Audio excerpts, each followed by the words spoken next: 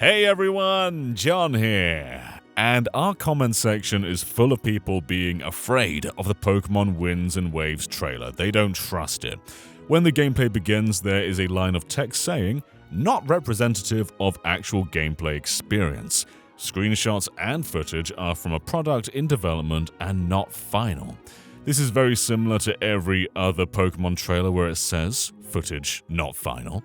And I wanted to go back and see if they actually downgraded or upgraded those games from reveal to release. So let's begin with the last generation, being Pokémon Scarlet and Violet. And if you were afraid that Winds and Waves is not representative of what the game is going to be by release, I think you should go back and watch the original Scarlet and Violet trailer, because they are not afraid to show how poorly this game looks and runs. The very first look at this game is atrocious, very low resolution, far lower res than the final product on Switch 1. And they even go ahead and show the windmills which aren't running at full rate, especially that one in the back. This is incredibly representative of Scarlet and Violet in its final form. But did it get better or worse? Let's do a couple of comparisons. So here we have Pikachu in the main plaza outside of the school. And here it is in the final version. The textures are looking a lot better, so there were some upgrades here. But there's also some environmental detail that was added, like that palm tree in the background, and those floating flowers. But this is a universal improvement. Scarlet and Violet had far worse texture work in this reveal trailer than the final product. And let's take another look at a sweeping vista with this scene here. Now things have changed a little bit in this scene. They've given it less grass in the final game.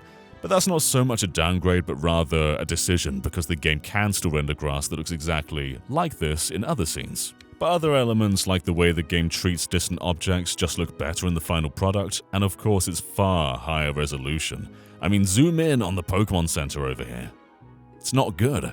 This isn't to say that Pokémon Scarlet and Violet looks good in the final product, absolutely not.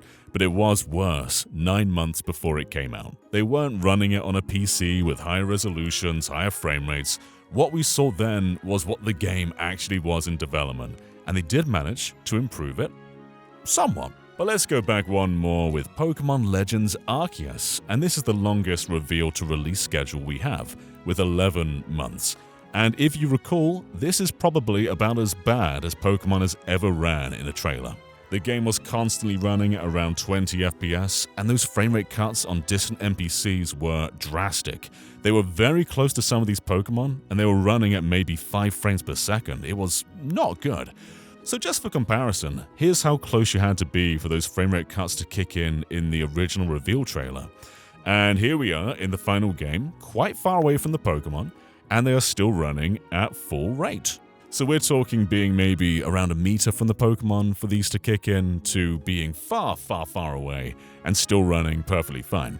That's not to say Legends Arceus in the final game doesn't have this frame rate culling, it absolutely does, but it's nowhere near as severe as it used to be. But one interesting thing about doing these comparisons is when putting these shots side by side, you can see the reveal trailer actually draws a lot more in the distance. All those trees over there are not being drawn in the final game. That being said, the final game runs a heck of a lot better than that did, so that's merely an optimization. But pay attention to that tree all the way over there. In the final game, you cannot see that tree until you get to around this point. And just for comparison, that marker over there, all the way over there, is around where the reveal trailer was standing. So this is severe compared to what it used to be. But these cuts obviously make sense and aren't a huge deal because you're not really looking in the distance all that much. There's another thing I noticed too, where in the reveal trailer, the grass changes its hue depending on the time of day, and that doesn't really seem to be the case in the final game. It does change a little bit depending on the lighting, but the reveal trailer gave you this quite dark, almost bluish grass, and that just doesn't really happen when the sun is rising in the final game. But again, pay attention to how the game is actually running. It's pretty severe. And to end off, we've got Pokémon Brilliant Diamond and Shining Pearl. These are Ilka games, not Game Freak, but there are still some pretty major differences just about everywhere. When it comes to texture work, models, lighting, the camera angles, it's all very different between release and reveal. And one very obvious thing to point out is the bag on your trainer. In the reveal trailer, it is literally a circle with a little Pokeball drawn on. It's very much a temporary model, which they probably shouldn't have shown, because in the final game it looks a lot more like an actual bag with detail and stitching. It's not just a circle anymore. And then when you compare the battles themselves, there's very little in common. The lighting is of course overhauled, but the textures are too, the models of the trees are quite different. In the 9-month span between reveal and release, Pokemon Brilliant Diamond and Shining Pearl changed a lot visually, and I'd say mostly for the better. I'm not always fond of how extreme the lighting is, but it's definitely better than the very flat look of the reveal trailer. Now, Pokemon Winds and Waves is likely to be the longest reveal to release lineup we have ever had in Pokemon history, and that's very exciting. It's going to give them a lot more time to cook this game and make it look even better than it already does. And right now, it's at a pretty acceptable standard. It could definitely look better. There's some low-resolution textures in that trailer, like the rock over here looks pretty bad, but taken as a whole, I think it looks fine. And going over just 3 previous Pokemon games, they have improved the textures, they've improved the performance, they've improved the lighting, and I have a lot of hope that giving this game another year in development is really going to overhaul a lot of its shortcomings. So I don't think you should be afraid of that little line of text down there. The Pokemon Company are many things, but untrustworthy isn't really one of them. They tend to show you exactly what they have when they have it, rather than trying to make the game look better than it actually is. And every single time, pretty much across the board, they do improve their games.